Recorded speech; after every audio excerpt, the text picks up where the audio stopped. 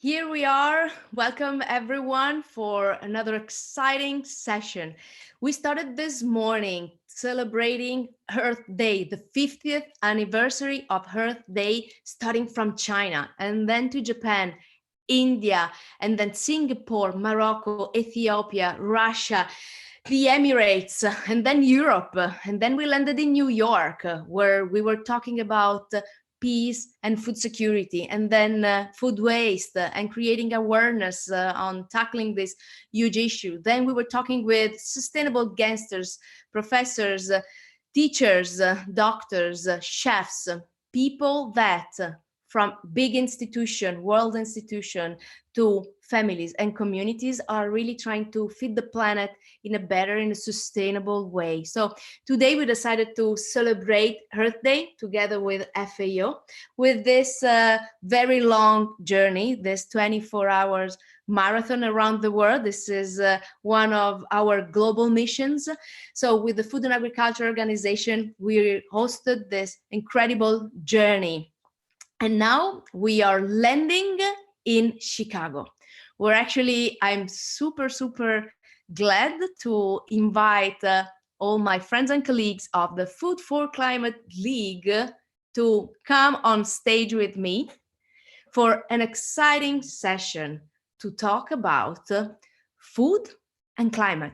And how might we change climate, act on climate, starting with our actions as consumers, as food makers, as chefs.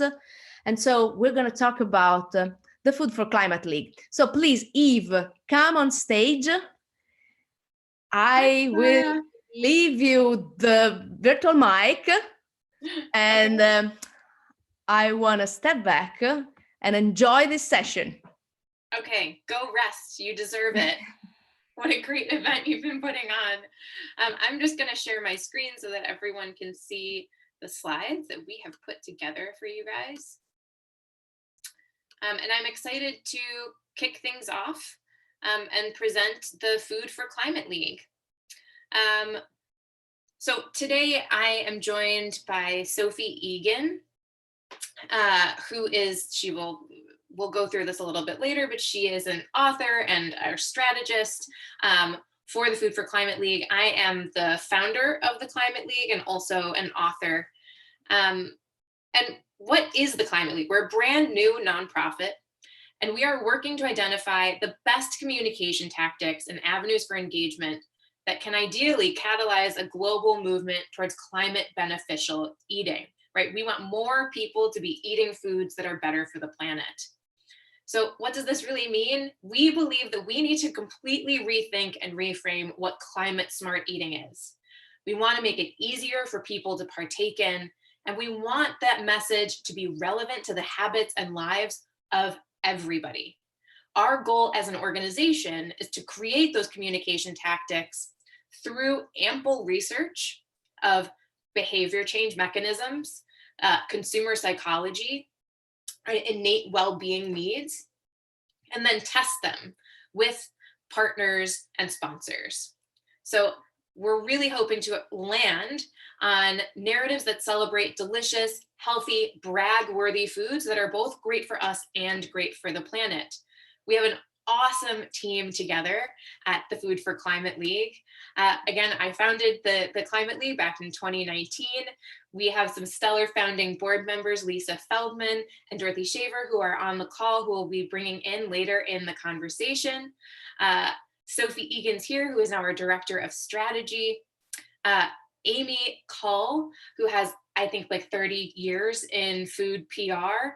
And then we have the awesome team at the Future Food Institute, including Sarah and Kiara, who are working on this project alongside us as partners. And we couldn't be happier to have them on board with us. They've been invaluable. just for a little additional context on who this team is, this is not an agency. We're not like, I think, the usual group of folks that you would get to work with. We are experts in our own fields, a diversified array of fields. We're authors, we're advocates, we're industry leaders. I have a book out later this year called Hungry that's digging into foodie culture globally. Sophie just published a book on how to be a conscious eater. Dorothy is the woman behind the amazing Future 50 Foods initiative at Unilever. And then we have, again, the team at Future Food Institute, along with so many other amazing, amazing people. Our hope for today is to foster a conversation about how we, as food and climate leaders, can use this current moment as an inflection point to spark a lasting change in food culture. So we wanted to start off with an activity, and Sophie, would you like to take it? Absolutely. It's such an honor to be joining Eve and the team from Future Food Institute. Thank you so much for the invitation, and FAO. So we really want to hear from everyone who's on YouTube with us now, and hear, help us better bring to light the disconnect that we're seeing. And what I mean is that, the food system, as you've probably been discussing throughout the day so far, for those who've been joining or in your own work, food system is without question one of the most powerful tools we have for mitigating the climate crisis. Businesses and NGOs are trying to reach this customer base with sustainable offerings and campaigns, but so often don't get the traction that is really needed. So as eaters, the eaters are also really eager to make a difference, but they sometimes don't know how. So what's the disconnect? Really, that's the gap that FCL is trying to bridge. And so we want to hear from you about this disconnect, and share on in the chat on YouTube some examples. Looks like we lost the slides for a moment, but really what challenges you have. Let's see, should I try to? I am getting it back up, guys. I'm sorry. So really the question that we have for you is, what challenges have you had with what have you found to be complicated or challenging when trying to lead family, friends, colleagues, or customers to more sustainable food practices or food products? So using the YouTube chat, for everything from waste, carbon sequestration, soil health, nutrition, biodiversity, we're going to share back with all of you what we hear through the chat about what you're finding to be complicated or challenging when trying to lead family, friends, colleagues, or customers to more sustainable food practices or food products. And for those of you on social media, please use the hashtag Food for Earth Day and joining this conversation. Really, as we look to next slide, please. The opportunity at hand is that food can save the earth. This is not an exaggeration. Food is the single strongest lever to optimize human health and environmental sustainability on Earth. Full stop. That is a powerful statement, and one that is met with eater intention. So 350% increase in searches for, quote, what can I do about climate change globally in 2019? People really are concerned about the climate crisis. 1 in 5 American millennials believe that global warming will lead to the extinction of humanity within their lifetimes. 82% of millennial parents say they're worried about the impact of climate change on their children's quality of life. So there is a lot of interest, concern, and there's also anxiety. Next slide, please. So what's getting in the way? What are the barriers to more widespread adoption of climate beneficial habits related to food? Well, there's a lot to contend with here. There's overwhelm, a sense of lack of agency, lack of trust in big institutions and government, and a sense of disempowerment, especially with headlines that can feel so apocalyptic as to be crippling and really paralyzing. Then you think about all the myriad challenges that are being layered in now with coronavirus, and even before that, how much there was to contend with in accessing food in the first place, that's affordable, that meets your yearning to connect with your community, connect with friends and family, address your unique personal health concerns, all while creating a sense of meaning and trying to make a difference in the world in some way through your food. So there's a lot sort of running in our minds, in eaters' minds, information overload that can really get ever more crowded as we try to move forward with climate beneficial as yet more layers to contend with. Next slide, please. The other side of this, though, is that there's a huge opportunity because of how much time and attention we're focusing on food because we want to. And when I say we, I mean young people especially. So those under 40, millennials and Gen Z, have been and still are really shaping and reshaping the food system because of how much time, energy, and in fact, percent of their disposable income that they're allocating toward food. And so it really shows how front and center in countless millennials and Gen Z minds food and food culture are, and that high ranking in the hierarchy of daily priorities can be leveraged as a tool for climate action, as an often overlooked tool for climate action, given what we know from the scientific standpoint. Next slide, please. So companies are increasingly seeing this picture come forward in consumer insights data. From some of the work that I've done in my career, leading health and sustainability initiatives at the Culinary Institute of America, I've seen throughout survey after survey after survey of consumer insights data that cost, health, and taste, those are always the top three factors in at least American food choices, and convenience is table stakes. It's a given. It doesn't even register because it's assumed to be there. Now, beyond the US, though, a variety of new attributes are really rising in terms of what consumers and eaters are looking for. An industry-wide push toward attributes like biodiversity, plant-based eating, regenerative agriculture, and seasonal eating. But so often products and campaigns aren't earning the traction that they could be in despite their best efforts to really meet those needs and those attitudinal shifts that are being expressed and identified through surveys, focus groups, and so forth. Next slide, please. So an example of this is Annie's mac and cheese. So Annie's is a company that's part of General Mills, and there's a really phenomenal case study recently published by a professor at the UC Berkeley's Haas School of Business, Will Rosenzweig, and some of his colleagues, as well as those from Annie's. And essentially what it shows is this tremendous entrepreneurship and internal championing that occurred in a truly large-scale operational shift around this mac and cheese product. So the timeline essentially was that they began work in 2016, building the business case for investing in sustainable soil health practices. You think about just the scale of a company like General Mills in terms of how much wheat, for example, it purchases, and really the leverage that they have in the food system. So released in 2017, an interactive exhibit on regenerative agriculture they did that was deemed a, quote, showstopper. So it was clearly successful. It grabbed attention. The following year, they debuted a limited edition product series of products that are shown here in the slide that highlight regenerative practices. And what they did that was really phenomenal was how well they translated the science of regenerative agriculture, which has been identified as a specific area of food-related climate action that's ripe for consumer interest, where it's clearly an evidence-based tool in the climate, food and climate toolkit. And they humanized the story with beautiful boxes featuring farmer photos and greatly simplified also that complex scientific information on how healthy soil can reduce greenhouse gases. But the problem was actually the following year in 2019, the run was suspended and financial benefits of sustainable products actually were downplayed. In this quote you see from Carla Vernon, president of General Mills' Triple Bottom Line Operating Unit, quote, "To hope that consumers will get excited and care about regenerative agriculture and that we could do some brand building around it would be extremely optimistic." She ended by saying, "We're not depending on the business results."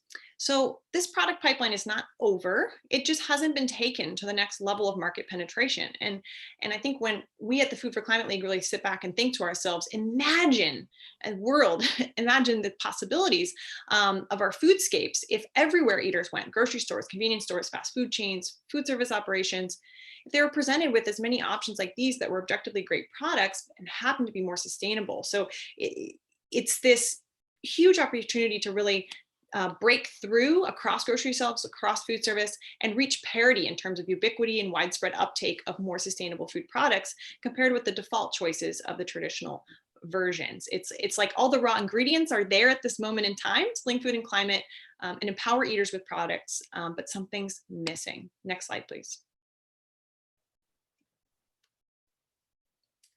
So we would like to see if we have heard from you of what you found to be complicated or challenging. I think that we may have failed to send the question to Francesco to post on YouTube. I didn't realize that we had to do that. So I'm going to fill in the gaps here. We actually asked this question of about 30 different experts who we interviewed back in 2019. And we received a wide range of responses to what people find to be complicated or challenging. Often what people were citing was a lack of knowledge, a lack of understanding. They felt like it was just impossible to connect the concept of food to the climate crisis, that people just couldn't wrap their heads around it. We heard from some people that they couldn't get investment within their own companies to create sustainable products because the C-suite individuals didn't believe or don't believe that they're going to essentially make any money on it.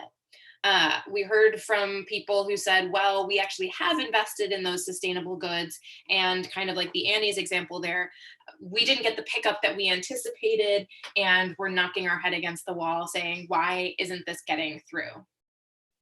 Oh, great. We just got one response that says, I don't think people know where to start. There is a lot of focus on waste, both food and single-use disposables. When it comes to food itself, communication is limited, especially mainstream. Thank you. I think that was Emily O'Hara for adding that in. I 100% agree, and we're going to get for a little bit further down, we're going to talk about really some of the issues with also focusing so much on food waste. And I do believe that, you know, we can look at kind of like plastic straws as an interesting example of what has worked, but you're right, we haven't really seen that in the food space. So I'm going to jump into a bit of our findings as the Climate League, and then we're going to have another question for folks to respond to down the line. So we welcome any responses whatsoever. So in 2019, we started off our research by conducting expert interviews with people in academia, members of food and beverage and agriculture sectors, and then also NGO professionals. And we also completed a landscape analysis where we reviewed messaging, but also symbols and photos that are associated with some of the kind of the key buzzword terms right now in the food and sustainability area, such as biodiversity, regenerative, food waste was one that we looked at to see how are people talking about this, how is it being represented on packaging, on websites, on advertisements, campaigns, all of those things. And we learned a lot in 2019. So one of the big takeaways was digging into why it is so hard to make this link between food and climate. And number one, what we discovered is that, first of all, you're trying to explain something that's just really complicated, full stop. Explaining how food influences carbon in the air or carbon in the soil is extremely complex. The story also changes depending on what you're growing, where you're growing it, in what kind of soil, with what kind of companion plants. And people are trying to navigate this and explain something that in and of itself is already a whole lot to handle. Second, we talked to a number of different climate psychologists and people who specifically work in academia on climate communications, and learned about all of the different psychological triggers to content around the climate. So it turns out that we shut down for a wide variety of reasons when talking about the climate crisis. And whether or not you've read academic articles about this or not, my guess is you already intuitively know this. Most people don't talk about the climate crisis with friends and family, and that's for a reason. This topic generally triggers feelings of guilt, of anxiety, of hopelessness. And a lot of these climate-focused campaigns that are running, either campaigns or products, are triggering those kinds of emotions. And then finally, and the other big barrier, hurdle to overcome is behavior change, right? This is always the big question anywhere in marketing, is how do you change behavior? And especially when it comes to food, it's something deeply, deeply personal. So if you're asking somebody to give up meat, go vegan, even waste less, that is a big behavior change to overcome. And what we have really decided on as an organization at the Climate League, we believe that this task is just simply too big for any one company or organization to try to tackle. And what we've been seeing is that individual companies are trying to do this on their own. It is resulting in a cacophony of terms, of definitions of words, and the end eater is just confused. Um, we're also seeing a rise of people searching what is the definition of biodiversity? What's the definition of regenerative? This issue is just simply too big for one organization to do alone, which is why we have formed the Food for Climate League.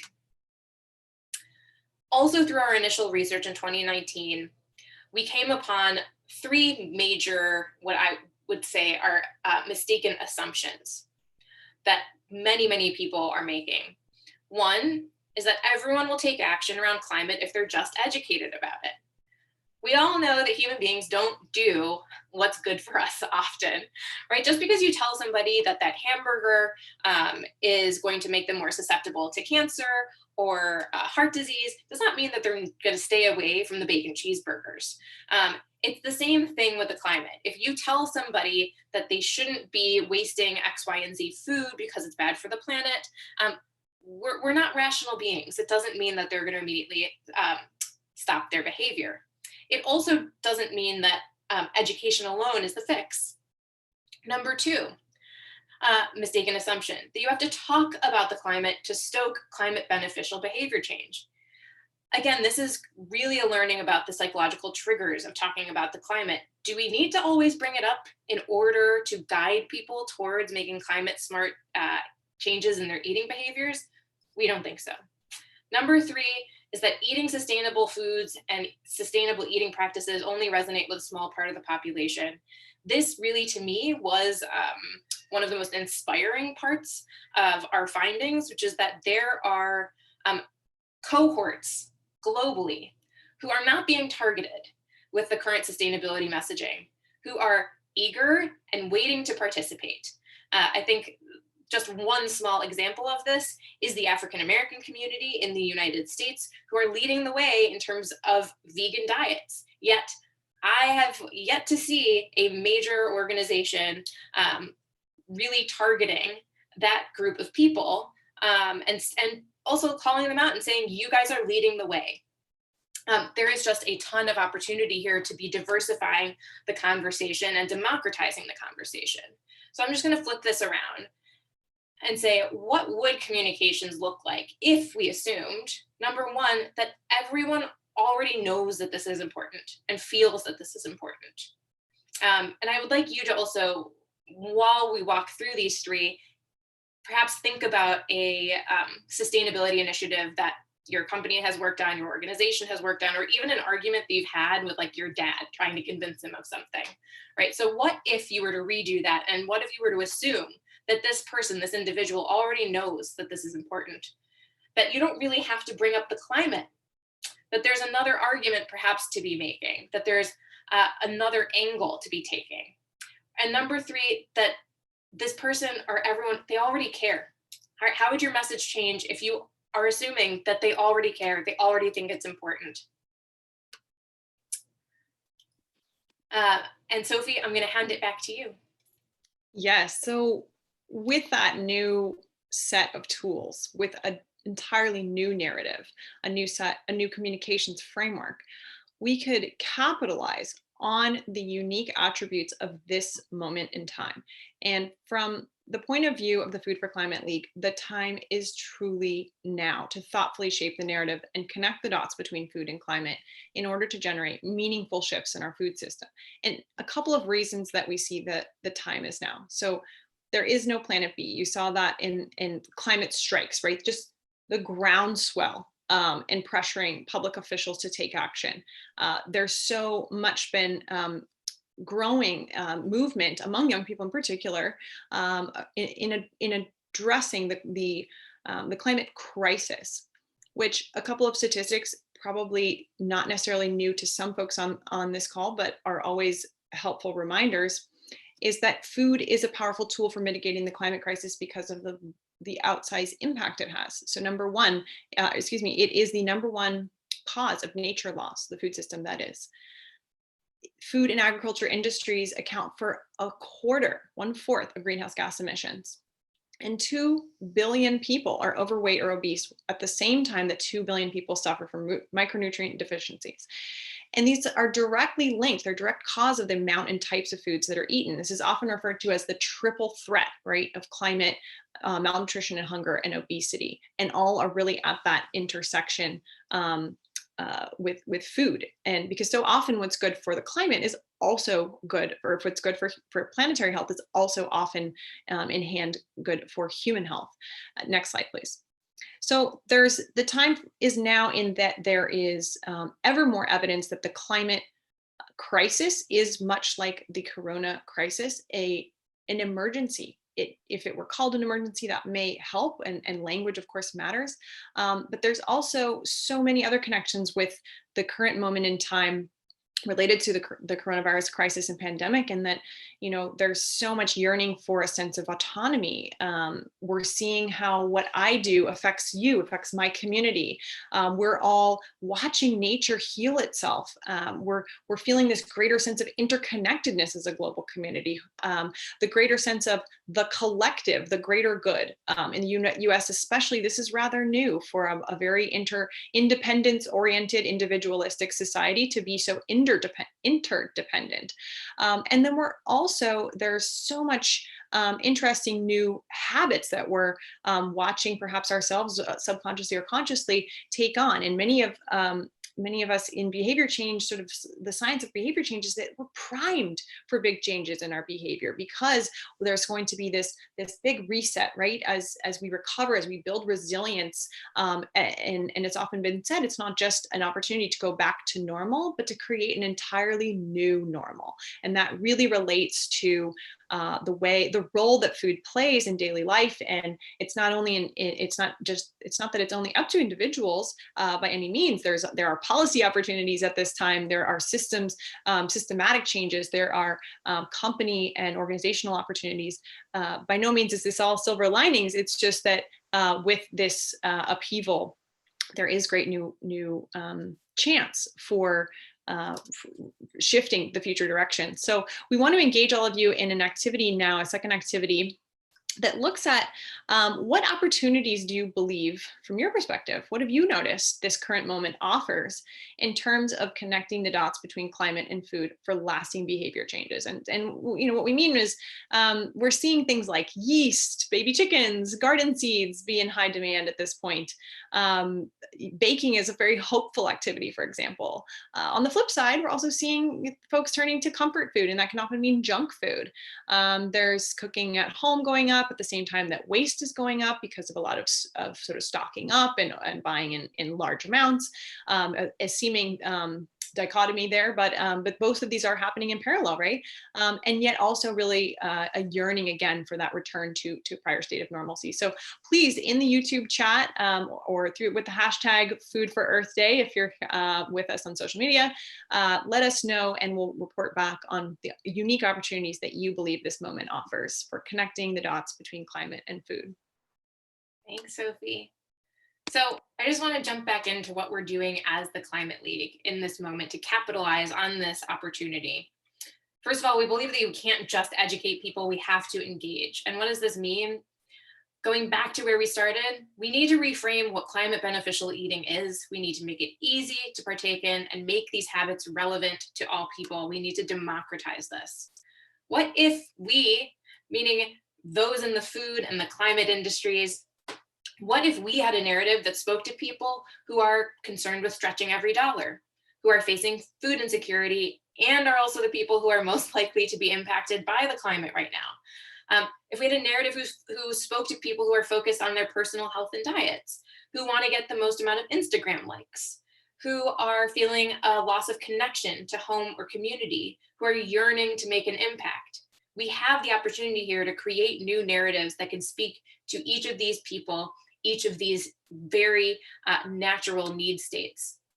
So what we're doing as an organization is working to create a communications framework that builds on current food trends to address our most basic human needs for control, which includes a sense of safety, for community, a sense of belonging to a group or a place, and a sense of purpose. To help facilitate a sense of meaning in people's lives. And these three areas, control, community, purpose, I could give a whole talk on how we ended up on those three areas.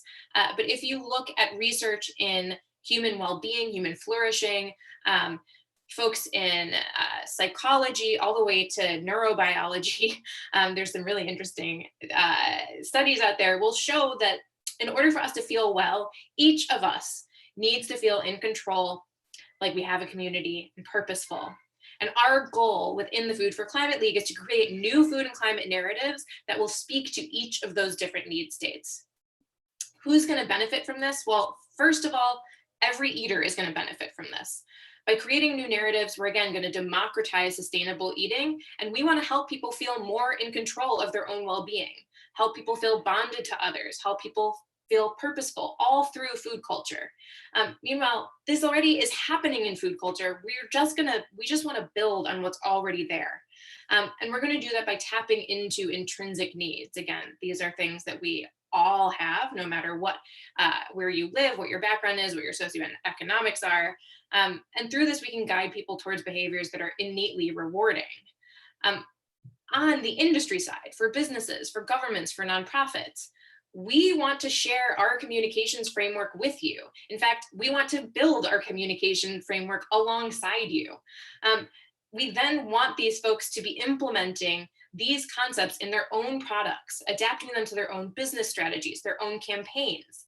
By doing so, we want to be supporting our allies to make sure that they're getting more traction, more interest, more engagement in the products, the campaigns, the initiatives that they already have underway or that they're planning. And together, if enough people begin to use these concepts, we can amplify a common language across industries and start new trends that will guide culture, food culture, to climate beneficial behaviors.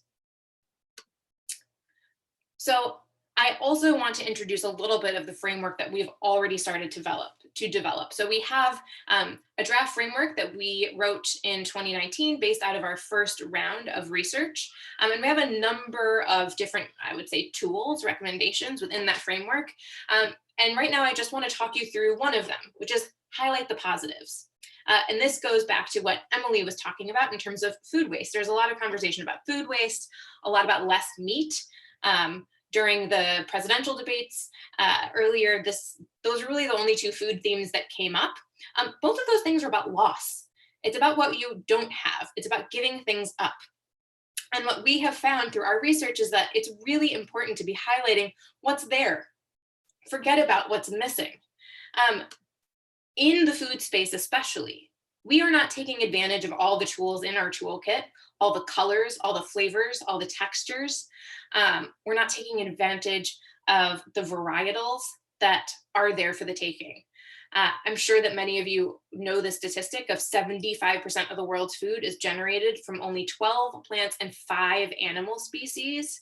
But there are between 250,000 and 300,000 known edible plants and species.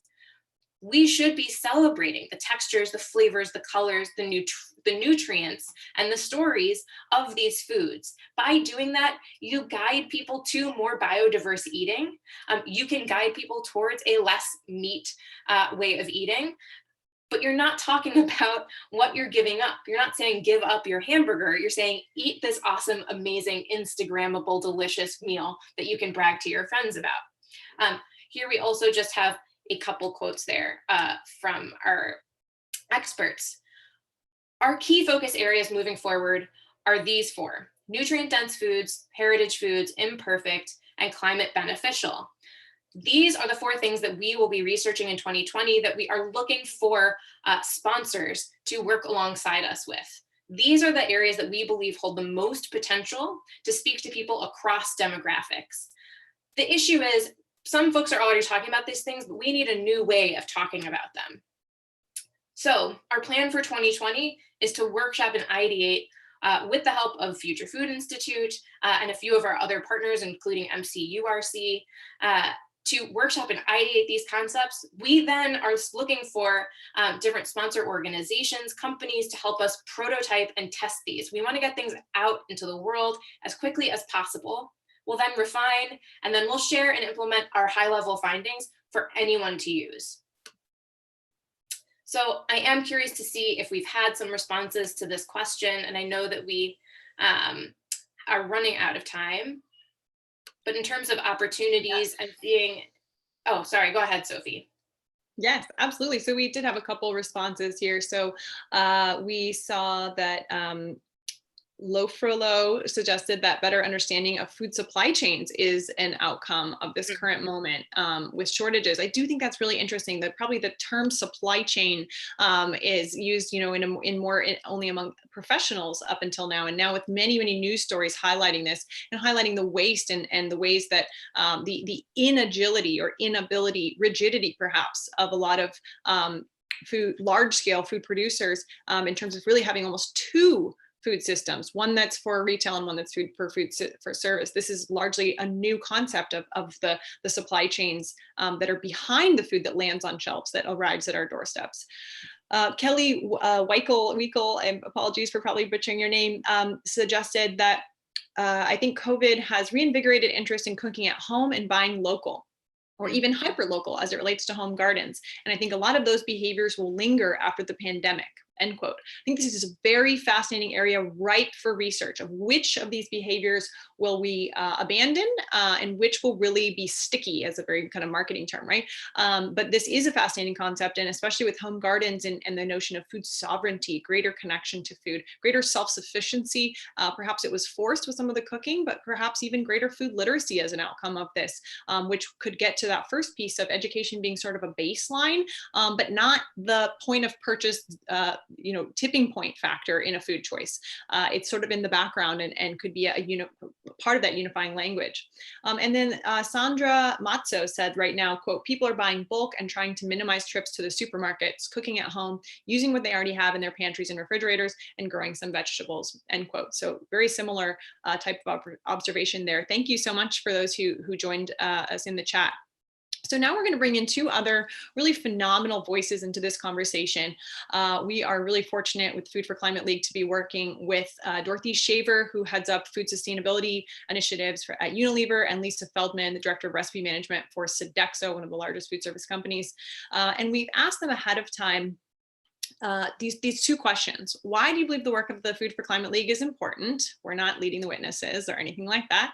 But really genuinely want to understand why this potential that we've laid out for you just over the past half an hour, why this really resonates with them and why they see it striking a chord with their customers going forward. And then also why they're excited to be contributing to the work, not only benefiting from it. So a couple of themes emerged to me from Lisa and in what she shared. One of the things she said was that, as I mentioned, that baking activity being a really hopeful thing, and that Food for Climate League gives her great hope.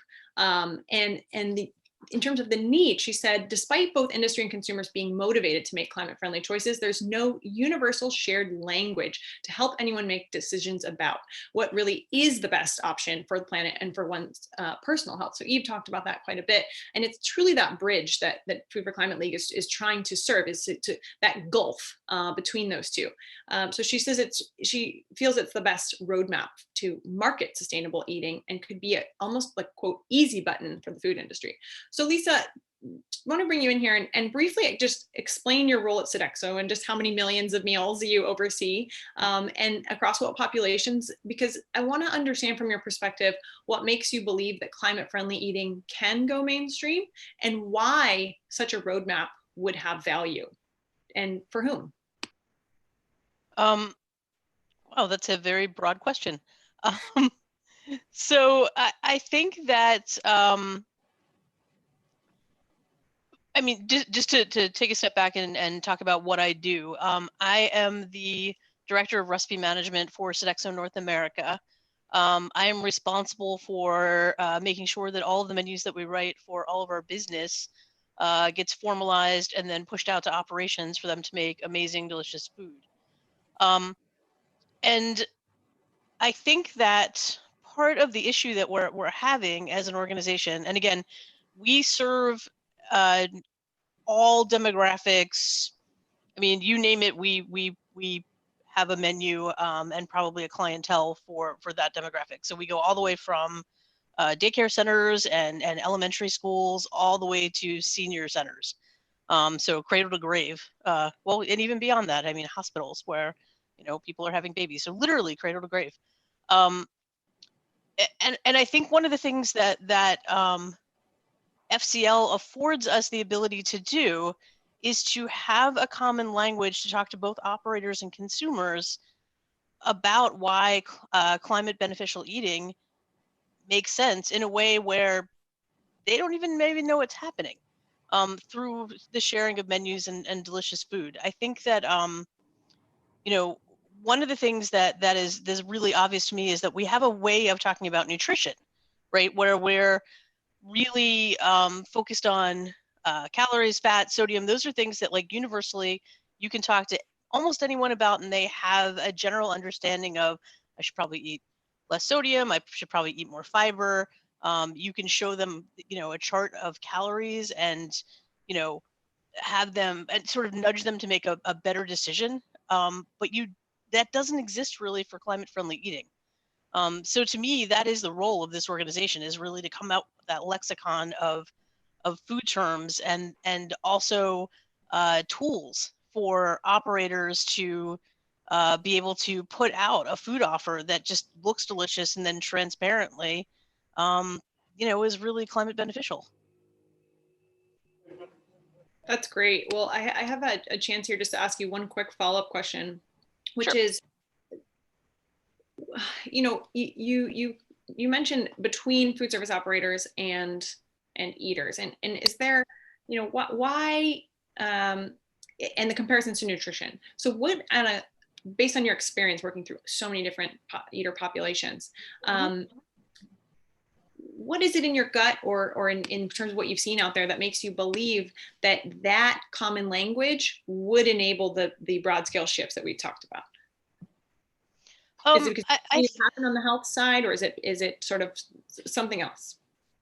Well, I think that sort of anecdotally, the way that we talk about nutrition has changed in the last probably decade, where originally when we started talking about healthy eating, what you would see is menus with a little boxed off area that said, this is healthy. And nobody participated in that part of the menu, because who wants that? I mean, it's not, anything where it makes you feel good about eating it. I mean, we're talking about like, things where we're taking things away from consumers rather than giving them something amazing. And I think that that's sort of the same situation that we're in where we talk about sustainable diets. Is a lot of the language that's used is incredibly negative, and we start to talk about things like factory farming, and we start to talk about things like, essentially the world ending, and that really doesn't, imbue people with hope. I think where we need to be focusing our attention is just these like gorgeous crops that are underutilized, that are delicious, that provide this, giant pantry of things to create delicious, delicious dishes around, and then have that dialogue with the consumer. Don't put the farro in a corner, share it out and create beautiful dishes out of it that people just want to eat because they're delicious and also just happen to be really climate friendly. That's wonderful. Yeah, really away from sort of the fear mongering, or as Eve mentioned, the kind of what's missing, right. And towards celebrating all the opportunity that can be seized and enjoyed and discovered through the colors, the ingredients, the diversity, and love hearing from you too as a perspective, from your perspective as a culinary professional, because that, as we know, it has to taste good or the rest doesn't matter. So shifting to Dorothy now. So Dorothy, in your role at Unilever, just briefly would love to hear from you and elaborating. One of the things that you shared that I thought was really interesting was why you see that in order to change behavior, there's a need for consistency in messaging. Talk a bit more about the need for repetition, the same messages over and over, and why you think that could lead to the success of helping to mitigate climate change through food choices. Sure. So hi, everyone. Great to be here. Thank you, Sophie and Eve, for the great presentation, and also, of course, to Sarah for having us here. I sit in the foods team in Unilever, which is actually based in the Netherlands, in the global team, and I lead food sustainability. I have a background as a registered dietitian and a master's in public health education. So a couple of things from the space of behavior change and what we really need to look at when we're talking about the terms that we're using is one of the biggest reasons why people aren't changing is because it's really hard to understand. There are loads of inconsistencies in the messages. There's a lot of negativity in the messages around what we need to do in order to eat better for our health and also for the health of the planet. And also that gratification isn't there. So when we eat something that's better for the planet, nobody feels any better. We don't even understand the impact that it has on our world, never mind on the world. The need for consistent communication and cues and also channels, using creative channels in order to get those messages out there is absolutely needed. So when we create this communications framework, we enable all the players from the industry to the chefs and everybody in between to really work together to make food and climate change understandable. And this is the first step in behavior change. So when we do that, we actually get consumers to hopefully demand foods that have a lower impact on the environment and even a positive impact. That will then shift the industry, which will then shift the supply of foods that suppliers provide, which will then shift the foods that the farmers grow. It means that this can have a ripple effect of creating the demand that will actually shift the food system. So when we have that consistency, we're able to, as a group, as a collective system, educate everybody with the same terms and the same kind of ways of getting that across through the cues and the ways to make it positive to get people to make those changes. So it's absolutely imperative that we speak in a positive way, speaking about the foods that we should be eating as opposed to the foods we shouldn't be eating. It's really important that we use the same terms and also cues. And as Eve rightly mentioned, we don't need to mention climate change. And with the work that we did actually with Future 50 Foods, we did an analysis of what terms were associated with Future 50 Foods. And the number one term was climate change. We never ever said climate change. We talked about the impact of our food on the health of people and the health of the environment. We talked about the need to eat more foods, the need to get more colors onto your plate, more variety. We never touched the word climate change. And the number one association was climate change. And the second one was happily flavor. So with that, I think we absolutely have the opportunity to change the way that people think about this, not by saying this is better and will help mitigate climate change, because that's way too big, but actually saying different things through cues and ways that we can get it across. And that's actually what's happened with nutrition as well, is we've been able to move things, as Lisa rightly said, from saying this is nutritious, this is healthy, to giving a cue, whether it be a color or a dish or a word. And we need to do exactly the same with climate change. And that's what we can do through this league. Thank you so much. I think you've really highlighted to kind of help flesh out this concept of the difference between educating and engaging. And I hope that for the audience here today, we've sort of started to plant some seeds of what that could look like. The Future 50 Foods report is a beautiful example, but Eve's really going to describe sort of where we go from here in trying to make that engagement really inclusive and widespread and at the pace that the planet needs it. Eve, back to you. Thanks, Sophie, for hosting. I'm just going to wrap up here and just go over what we've been talking about. There are a lot of ways to eat sustainably, and we have an opportunity right now as people who are involved in food, in climate initiatives, to create a new narrative and new food trends that are going to resonate with a wider population to catalyze significant impact. So we are here to urge you to join us. If you have an upcoming sustainable food product, a menu concept, consumer awareness or advocacy campaign, we want to work with you. Again, we have these 4 areas that we've identified through previous research that we think hold the most promise. And we are going to be prototyping, ideating, workshopping, all of that this year. But we want to have sponsors for particular areas, in part to share research, share ideas, but also get things on the ground, get things tested right away, and start working. Also, we're looking for different partners. If your organization is mission aligned with ours, we also want to hear from you. My email is there on the slide, eve@foodforclimateleague.org, as well as my phone number. Feel free, give me a ring. If you guys are interested in this, I am happy to talk to you more about it. this really is an opportunity to be at the forefront of a game-changing research initiative. The people who you've seen on this call who are involved in this project, they don't have a whole lot of time to spare, but they have been donating it to us because they believe in this as something that is vital and that will be effective.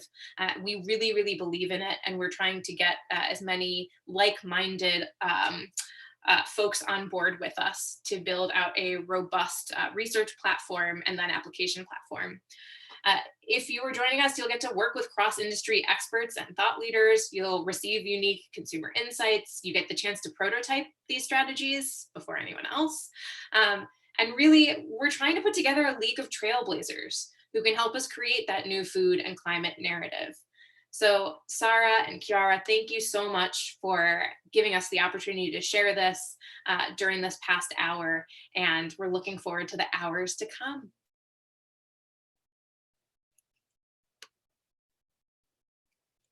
Thank you so much. Thank you so much for being with us in this incredible journey. So from now on, we have a lot of source of inspiration from you, so we can for sure take advantage of all the inspiring messages that you were sharing with the audience. And from now on, we're gonna fly to Latin America.